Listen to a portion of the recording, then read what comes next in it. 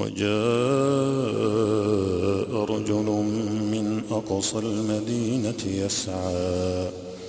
قال يا موسى إن الملأ يأتمرون بك ليقتلوك فاخرج إني لك من الناصحين فخرج منها خائفا يترقب قال رب نجني من القوم الظالمين ولما توجه تلقاء مدين قال عسى ربي أن يهديني سواء السبيل ولما ورد ماء مدين وجد عليه أمة من الناس يسقون ووجد من دونهم امرأتين تذودان قال ما خطبكما قالتا لا نسقي حتى يصدر الرعاء وأبونا شيخ كبير فسقى لهما ثم تولى إلى الظل فقال رب إني لما أنزلت إلي من خير فقير فجاءته إحداهما تمشي على استحياء قالت إن أبي يدعوك ليجزيك أجر ما سقيت لنا فلما جاءه وقص عليه القصص قال لا تخف نجوت من القوم الظالمين قالت إحداهما يا أبت استأجره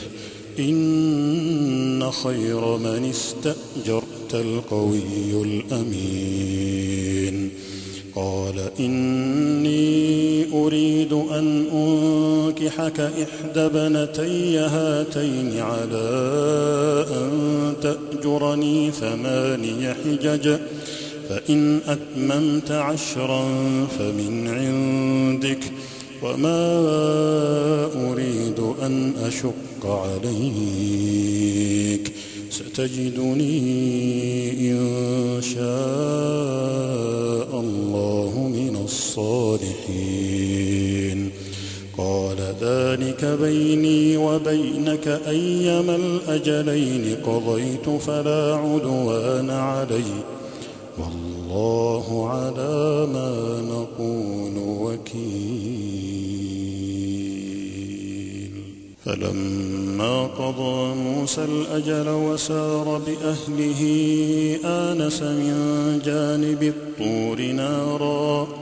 قال لأهلهم كثوا إني آنست نارا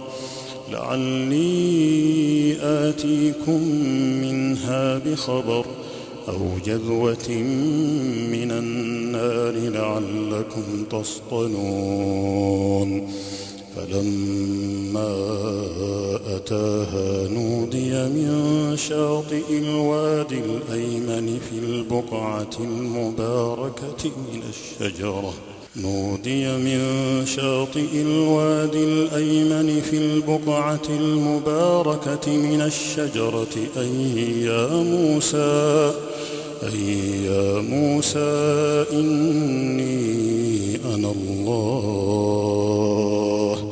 إني أنا الله رب العالمين وأن ألق عصاك فلما رآها تهتز كأنها جان ولا مدبرا ولم يعقب يا موسى أقبل ولا تخف إنك من الآمنين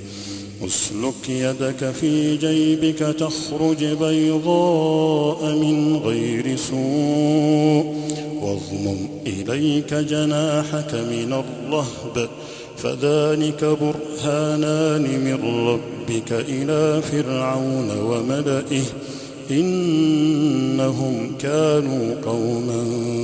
فاسقين. قال رب إني قتلت منهم نفسا فأخاف أن يقتلون وأخي هارون هو أفصح مني لسانا فأرسله معي يرد أن يصدقني إني أخاف أن يكذبون. قال سنشد عضدك بأخيك ونجعل لكما سلطانا فلا يصلون إليكما بآياتنا